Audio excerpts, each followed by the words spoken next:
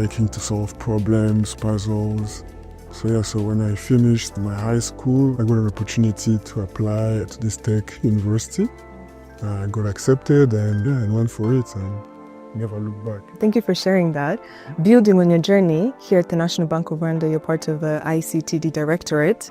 And for some people who are hearing that for the first time, they might not know some of its roles or functions. Do you mind breaking them down for us?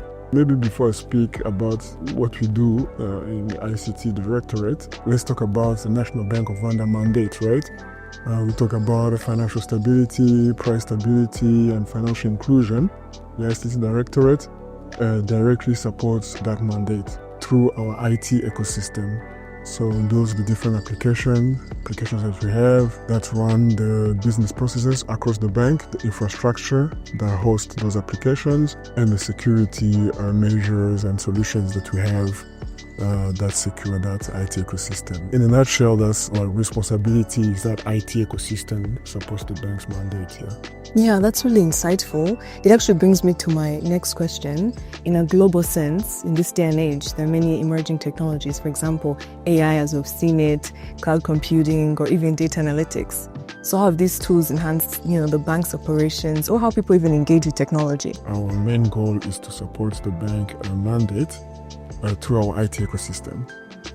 But our job doesn't just stop there. We're constantly looking at and exploring these new emerging technologies to help the bank achieve their mandate more efficiently with improved and timely service delivery. So because this is the National Bank of Rwanda and the nature of the work that we do here, we are also careful to make sure that there are established policies and regulations around these new emerging technologies before we implement them. So today we are exploring, talking about AI. We have different engagement with different business stakeholders across the bank to understand how we can optimize the processes faster, efficient, and AI does that, right? Yeah. So we have different use cases from different departments that we are currently exploring with AI solutions.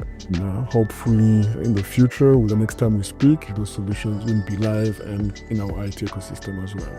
Yeah, as we're talking about these emerging technologies, I recently saw a study that said that every 39 seconds a cyber attack occurs. That was very surprising for me too, because how? So it makes me wonder, how is the ICT department ensuring that the bank's systems are secure and resilient in the midst of these attacks? Our main goal, again, is to make sure that that IT ecosystem I was telling you about is secure and reliable. We do this by constantly monitoring for potential threats, assessing risks before they become problems, and making sure we respond quickly in the event something unusual happens. We also focus on building resilience, making sure that even if a threat occurs, our system and services remain available and secure. Yeah, understanding this, it brings me to believe that fostering that culture of awareness is also just as important. As we're talking about these cyber attacks, from your experience, what should people or financial institutions be more aware of? And also, what simple steps can people take to avoid these attacks? The biggest attacks today that we see are phishing attacks, online fraud, scams that target people rather than systems. So my advice, be aware of messages or links that seem suspicious. When you're transacting online, make sure you're doing it on an official banking platform. Make sure your devices are up to date. So simple steps like that will help you protect your information and protect the bank's information as well. Now, when it comes to the people and culture and awareness, it's very important to understand that cybersecurity is everyone's responsibility, right?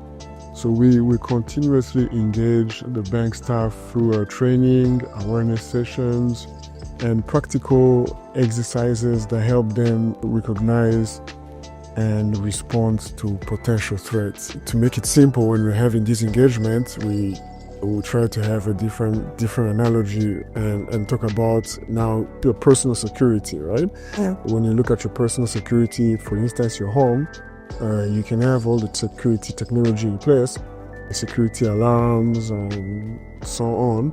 But if you leave your home without switching on that security alarm or without locking your door, then you're opening up to compromise your home security. So it's the same thing here as well, just be aware, and it will help our resilience when it comes to cybersecurity. Yeah, thank you for sharing that.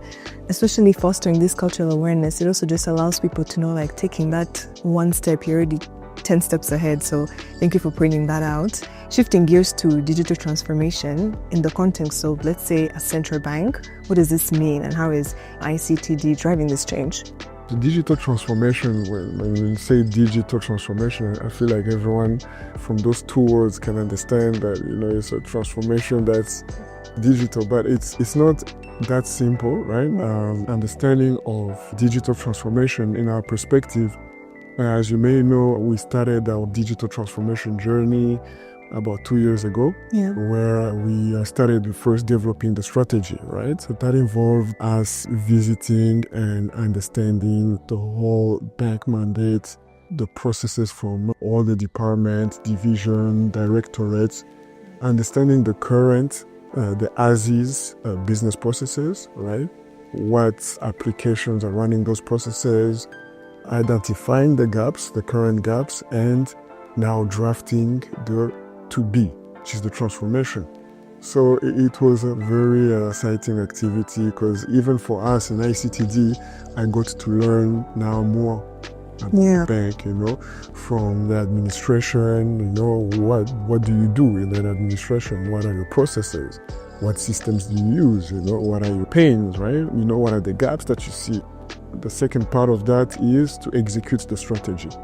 And we have different initiatives to address all those pain points and digitally transform the bank. Yeah, you talked about these initiatives.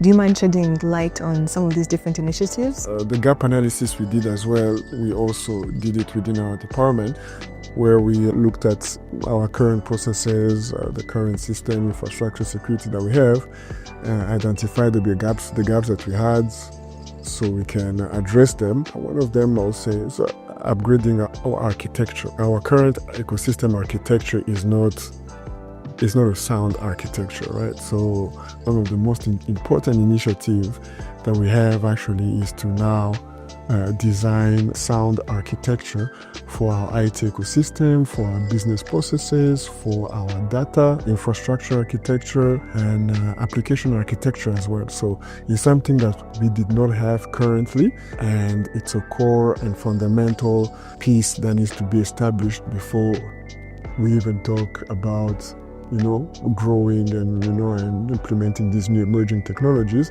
So our main goal right now is to establish that architecture. Yeah, listening to today's conversation, it reminds us that technology isn't just a tool, it's a catalyst for action, turning vision into action. So thank you for breaking down and also sharing how ICTD is, driving this innovation and resilience to power the bank into a more, efficient and digital bank. So thank you for being on the podcast, and we hope to